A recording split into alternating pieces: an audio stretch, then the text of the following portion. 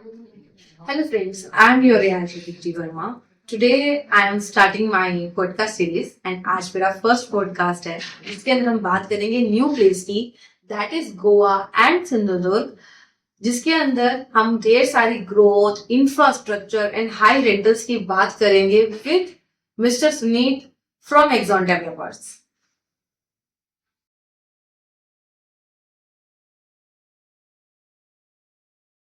Thank you so much, Sunitji, for being there. Your insights on Goa and Sindhudurg real estate market are going to add too much value on my first podcast. Thank you, Dipti ji, for inviting me. So, start करते हैं आज का podcast. Goa and Sindhudurg की जो real estate market है वो इन दिनों बहुत ज्यादा चर्चा में आ रही है कि वहां पे बहुत ज्यादा high appreciation and high returns आने वाले हैं. तो मैं आपसे जानना चाहूंगी कि आपके एक्सपीरियंस के अकॉर्डिंग ऐसे टॉप 3 रीजंस क्या है जहां पे एक इन्वेस्टर को गुड़गांव दिल्ली जैसी जगह को छोड़ के गोवा में इन्वेस्ट करना चाहिए. सो 3 मेजर रीजन है. पहला, अगर हम देखते हैं हिस्ट्री, इंडिया में कोई भी ग्रोथ किसी भी सिटी की आई है वो एक इंटरनेशनल एयरपोर्ट के आने से आई है, राइट. एंड 2 साल पहले मोपा इंटरनेशनल एयरपोर्ट प्लेस किया गया strategically between Goa and Maharashtra, and because of that Goa और महाराष्ट्र दोनों को ग्रोथ मिल रही है, right. Second reason what I feel so is also infrastructure development, because Goa और महाराष्ट्र दोनों गवर्नमेंट्स इंफ्रास्ट्रक्चर में बहुत डेवलप कर रहे हैं, right. And that's one of the reason why अगर आप देखेंगे तो गोवा में एक कैसीनो जोन डेवलप हो रहा है, राइट. उसके साथ साथ एक इंटरनेशनल क्रिकेट स्टेडियम आ रहा है, एरो सिटी डेवलप हो रही है जैसे हमारे दिल्ली में है, right. And at the same time 100 acres का इंडस्ट्रियल टाउनशिप भी आ रहा है. And the same thing is replicated by Maharashtra government, जहां पे वो भी इंडस्ट्रियल डेवलपमेंट लेके आ रहे हैं. एक आपकी फिल्म सिटी आ रही है, right. And multiple highways are joining Goa with Sindhudurg and Goa with Mumbai basically. And the third one is tourism.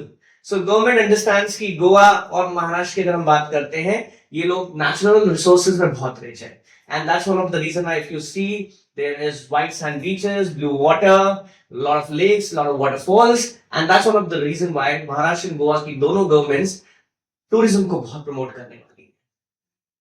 So जो एक और क्वेश्चन आता है टूरिज्म इंफ्रास्ट्रक्चर के बाद कि गोवा के अंदर भी मल्टीपल पार्ट्स है, लाइक साउथ गोवा है, नॉर्थ गोवा है, सिंधुदुर्ग आने वाले टाइम में कोस्टल बेल्ट जो डेवलपमेंट की हमारे आगे तरफ बढ़ती जा रही है, तो इसके अंदर से भी कौन सी एक माइक्रो लोकेशंस हैं जिसमें इन्वेस्टर को इन्वेस्ट करके हाई रिटर्न मिल सकते हैं. सी आज सिंधुदुर्ग और गोवा उसी सिचुएशन में जो आज से 20-25 साल पहले दिल्ली और गुड़गांव थे. तो जब इंटरनेशनल एयरपोर्ट आया, सबने एक्सपेक्ट किया था कि दिल्ली में बहुत ग्रोथ आएगी, बट उस लेवल की ग्रोथ दिल्ली में नहीं आई बिकॉज वहां पे लैंड स्केर्सिटी थी, और सारी की सारी growth I towards Gurgaon because यहाँ पे लैंड अवेलेबिलिटी बहुत ज्यादा थी. आज अगर हम देखते हैं गोवा और सिंधुदुर्ग को, तो गोवा में लैंड स्केर्सिटी है, and that's one of the reason why there is not much land available for any kind of infrastructure development in terms of residential or commercial, and that's one of the reason why Sindhudurg को ये benefit मिलता है जो गुड़गांव को मिला था पहले, to develop through basically lot of people moving into Sindhudurg and develop lot of residential and commercial infrastructure at the same time. So that's one of the reason why we are still repeating another story which was like Delhi and Gurgaon. It's going to be now Goa and Sindhudurg. So जो हम बात करते हैं सिंधुदुर्ग गोवा की जो connectivity में जो एक इम्पोर्टेंट रोल अगेन प्ले होता है मोपा में.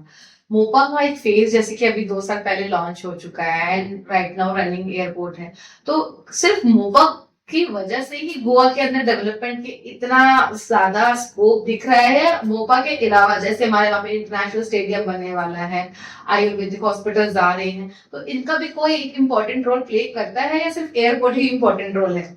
किसी भी रियल एस्टेट मार्केट की पहली ग्रोथ आती है उसकी कनेक्टिविटी से, right. And obviously international airport से कनेक्टिविटी पूरी दुनिया से जुड़ती है, बट ऑब्वियसली इंडिया में भी कनेक्टिविटी क्या है गोवा और सिंधुदुर्ग की, that is important. And that's one of the reason why if you see 3 major highways develop हो रहे हैं which is connecting Sindhudurg and Goa with the rest of the country. So if you talk about NH 66, there is Shaktipeeth Highway, and at the same time Konkan Highway is coming down. And that's one of the reason why जब हम इस तरह की connectivity by air, by land और by water ways देते हैं, तो anyhow that region grows. Right. So मोबा की से आई थिंक 20 से 21 किलोमीटर की दूरी पर ही आपका प्रोजेक्ट है the origin of Sasoli, right and जिसकी इन्वेस्टमेंट आप कहते हो 91 लाख से स्टार्ट हो जाती है। एंड वो क्या है, उसकी क्या यूनिक यूएसपी है ओरिजिन ऑफ ससोली की, जिसमें आज इन्वेस्टर को इन्वेस्ट करके आने वाले टाइम में अच्छा रिटर्न मिल सकता है। So when we talk about origin Sasoli, ये सिर्फ 20 से 25 मिनट के डिस्टेंस पे है मोपा इंटरनेशनल एयरपोर्ट से। This is more of a forest living. सो अगर हम देखते हैं दिल्ली में कोई रह रहा है, दिल्ली एनसीआर में कोई रह रहा है, हम सब स्ट्रगल कर रहे हैं एक ही वजह से। And when you talk about a place like Sasoli, it is beautiful, right? It is forest living and air, water is very clean out there. ये टोटल डेवलपमेंट 650 एकड़ का है, जिसमें मिनिमम साइज 611 स्क्वायर यार्ड से चालू होता है। तो आपको एक विला बनाने के लिए एक अच्छा प्लॉट मिलता है basically. And then we have plots from half acre to 1 acre as well, which you can develop as your own state at the same time. Even इसके अंदर हम बात करें तो 611 गज के अंदर आज के टाइम में हम दिल्ली में इन्वेस्ट करते हैं तो 20 से 25 करोड़ के अंदर भी रेयर टू रेयर शायद कुछ ऑप्शंस मिलते हैं। एंड अगेन आपको AQI के साथ सफर करना पड़ता है। True. तो ओरिजिन ऑफ ससोली के बाद जो आपका हॉट सेलिंग प्रोजेक्ट रहा है एंड तिलहारी स्टेट, जो कि सिंधुदुर्ग के अंदर है, Right.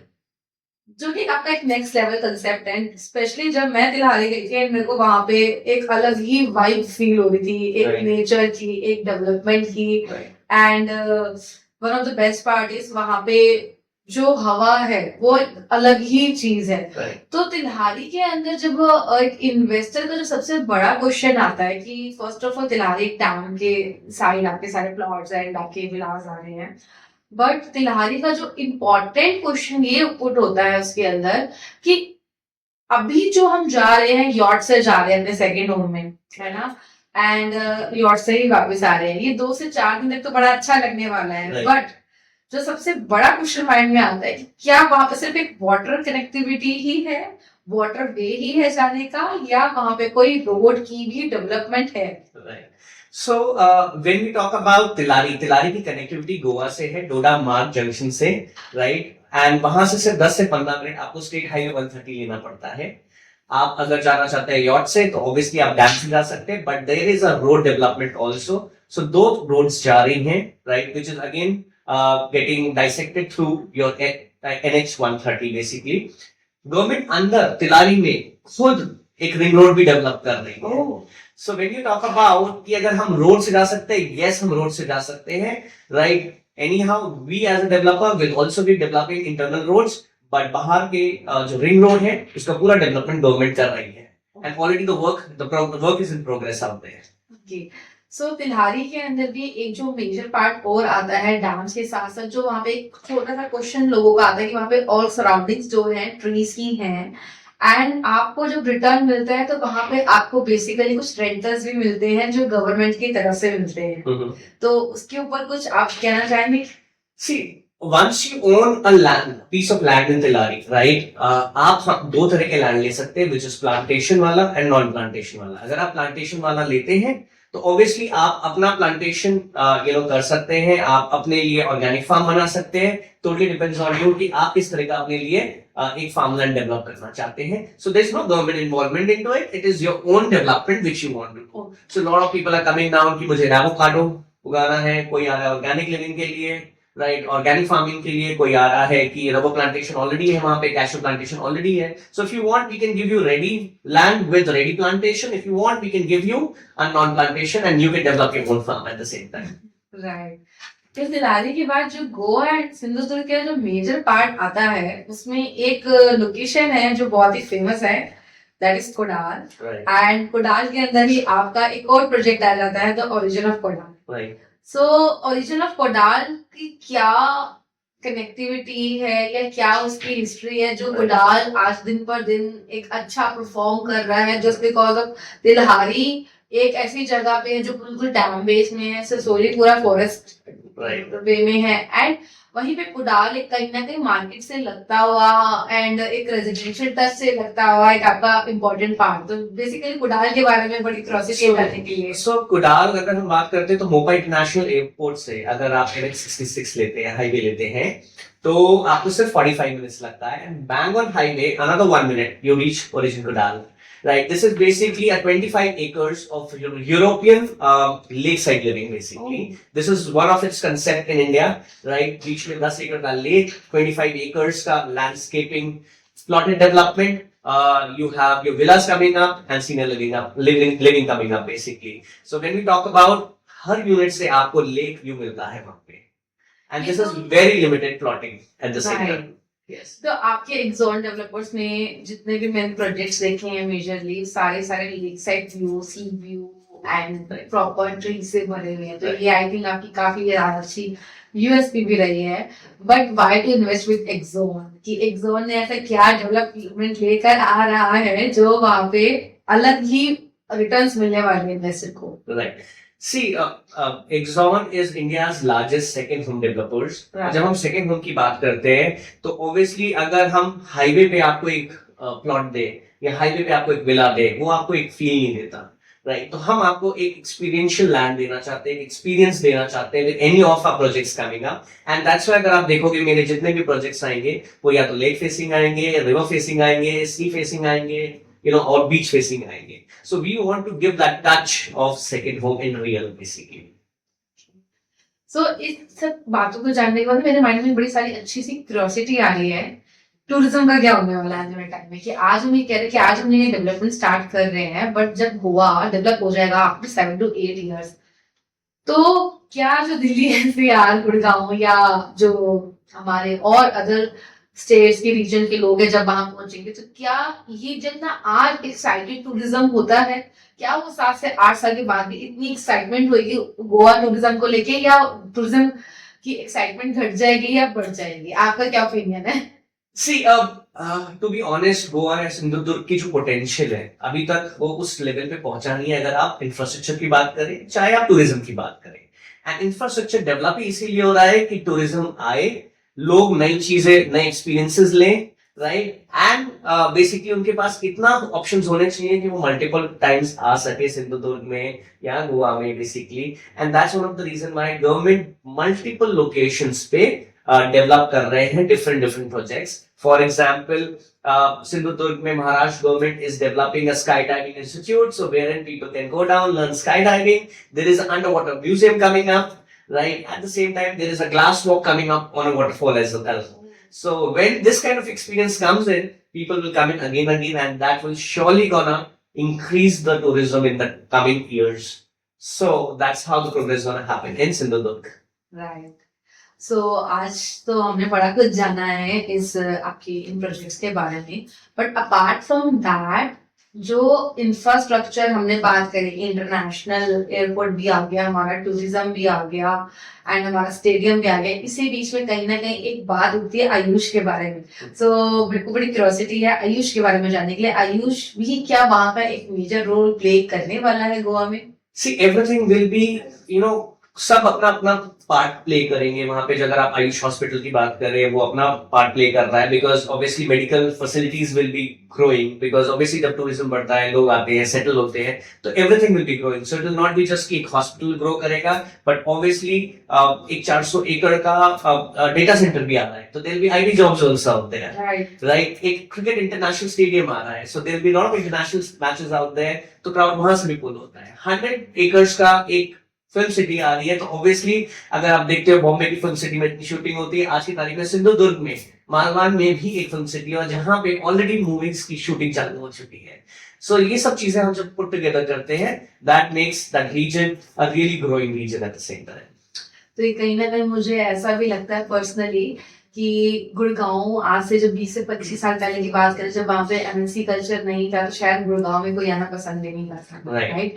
गुड़गांव को एक गांव की तरह देखा जाता था, बट कभी किसी ने सोचा भी नहीं था कि गुड़गांव आने वाले टाइम में इतना बूम कर जाएगा कि दिल्ली जो है उससे कहीं गुना पीछे छूट जाएगी. तो कहीं ना कहीं मुझे गोवा की डेवलपमेंट को देख के या आपसे ये सब जानने के बाद ऐसा लगता है कि गोवा में खाली ग्रोथ इंफ्रास्ट्रक्चर के साथ साथ काफी सारी जॉब अपॉर्चुनिटीज भी आ रही है. लाइक अगर वहां पे हॉस्पिटल्स खुल रहे हैं, हॉस्पिटल्स बन रहे हैं, देन वहां पे मेडिकली डॉक्टर्स, नर्सेस का स्टाफ, आईटी फील्ड के अंदर जैसे आप बता रहे हो, तो इंजीनियर्स, है ना?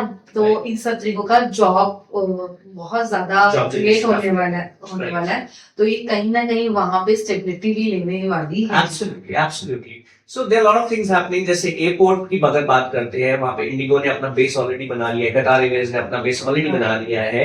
तो बेसिकली जब इतनी सारी एयरलाइंसेज आएंगी तो ऑब्वियसली वहाँ पे जॉब अपॉर्चुनिटीज आएंगी, फिल्म सिटी आएगी, अपॉर्चुनिटी आएगी, राइट. आज इंफ्रास्ट्रक्चर डेवलप हो रहा है, हाईवेज बन रहे हैं, जॉब अपॉर्चुनिटीज है वहाँ पे basically. So yes, there will be lot of future job opportunities. And आज की तारीख में अगर हम देखते हैं after covid, right, most of us, in IT sector, we are basically working from home. Right. So आज एक यूथ की जो है परसेप्शन ये हो गई है कि if I have to work from home, why not to work from somewhere I am having clean air, beautiful place, beautiful Right. views. So that's one of the reason why आज की तारीख में एक यूथ भी है जो सिंधु दुर्ग की तरफ बहुत मूव कर रहा है, because that's where they can afford right now, because Gurgaon में affordability नहीं है, and to be honest Goa में भी affordability नहीं है, and that's why a lot of people, right, who are moving towards retirement are going out buying land in Sindhudurg. A lot of IT professionals are moving towards Sindhudurg to buy land out there or buy a house out there basically. तो जैसे भी अपने youth की बात बोली, तो ये कहीं ना कहीं कनेक्ट करता है 35 से 40 साल के जो हमारी जनरेशन है. ज्यादातर क्या होता था, पहले बिजनेसमैन होते थे, Right. तो उनकी फैमिली प्रॉपर्टीज होती थी, बट वहीं कहीं ना कहीं इंडिया के अंदर या हमारे आस की पड़ोसी में या सोसाइटी के अंदर हम देखते हैं कि कहीं लोग ऐसे भी होते हैं जिनके बैक पे कोई प्रॉपर्टीज नहीं होती है. बट अब अगर हम इंफ्रास्ट्रक्चर की बात करें, अगर उनको गुड़गांव में इन्वेस्ट करना है तो मिनिमम उसको कम से कम 2 से 3 करोड़ रुपए वो कहाँ से लेकर आएगा एक 35 से 40 साल का इंसान, Absolutely. चाहे वो जॉब कर रहा है, इधर वो जॉब कर रहा है, इधर वो बिजनेस कर रहा है. तो वहीं पर मेरे को एक चीज गोवा के अंदर बेस्ट लगी कि नहीं, अगर कोई 2 से 3 करोड़ खर्च करके अच्छी प्लॉट नहीं ले पा रहा तो वो वहीं पर ही 50 से 60 लाख रुपए के अंदर अपना एक प्लॉट ले सकता है, एंड अपना एक सेकेंड होम कम ड्रीम होम भी कंप्लीट कर सकता है. True. Absolutely right. सो जब हमारी बात आती है रिटर्न्स की, Mhm. तो हम क्या रिटर्न्स जो है एक्सपेक्ट कर सकते हैं गोवा से, या वहां पे जो भी कल्चर चल रहा है, एयरबीएनबी कल्चर बहुत ज्यादा चल रहा है, Right. आपका रेंटल इनकम का कल्चर बहुत ज्यादा चल रहा है, तो आपके एक्सपीरियंस से आपको क्या लगता है कि किसमें ज्यादा डेवलपमेंट आने वाली है रिटर्न्स में? See, to be honest, Mopa international airport आने के बाद से सिंधुदुर्ग में 2 to 3x इंक्रीमेंट ऑलरेडी आ चुका है प्रॉपर्टीज में, but this is just the beginning to be honest, right. As soon development complete होने लगेगा, राइट, प्रोजेक्ट्स की डिलीवरी स्टार्ट होने लगेगी, that's the time another 3 to 4x का जंप आएगा, and that's the reason why this is the right time to enter Sindhudurg real estate market at the same, right, for any of the investors when I talk about. तो आज के time में अगर कोई अपना like अगर हम तिलहारी को ही उठाते हैं, तिलहारी अगर हम 75 lakhs आपका हाफ एकड़ लैंड मिलता है, तो अगर आज हम 75 लाख रुपए वहां पे खर्च करते हैं, देन हम 5 साल के बाद उस 75 लाख को कहाँ पहुंचा हुआ देख सकते हैं. See, I will not commit an amount, but obviously you can expect a 2x to 3x development because growth basically, because there is a lot of development coming around that place as well. And when we talk about the total 1000 acre का farmland है full, right? And एक luxury feel देगा, एक village theme farmland है basically. So there will be a lot of activities also. So there will be a lot of tourism also coming to that place. And that's one of the reason why आप अगर Airbnb डालते हैं तो obviously there will be good rental out there. At the same time अगर आप सिर्फ अपनी property को लिक्विडेट करना चाहते हैं तो obviously 2x 3x का जंप आने वाले कुछ सालों में वहां पे देखने को मिलेगा. So thank you so much Sunit ji कि आज अपने अपना कीमती समय निकाल के आज आप हमारे फर्स्ट पॉडकास्ट में आए हैं, एंड हमारी ऑडियंस को बहुत कुछ नॉलेज मिली होगी आपसे जान के कि गोवा एंड सिंधुदुर्ग क्यों इम्पोर्टेंट फैक्टर बनता जा रहा है, एक नया सेक्टर बन रहा है रियल एस्टेट का, ग्रोथ को लेके, इंफ्रास्ट्रक्चर को लेके एंड हाई रिटर्न्स को लेके. Thank you so much, Deepti ji, for inviting me, and I'm looking forward that I see you again and we can discuss something new about the same. Right.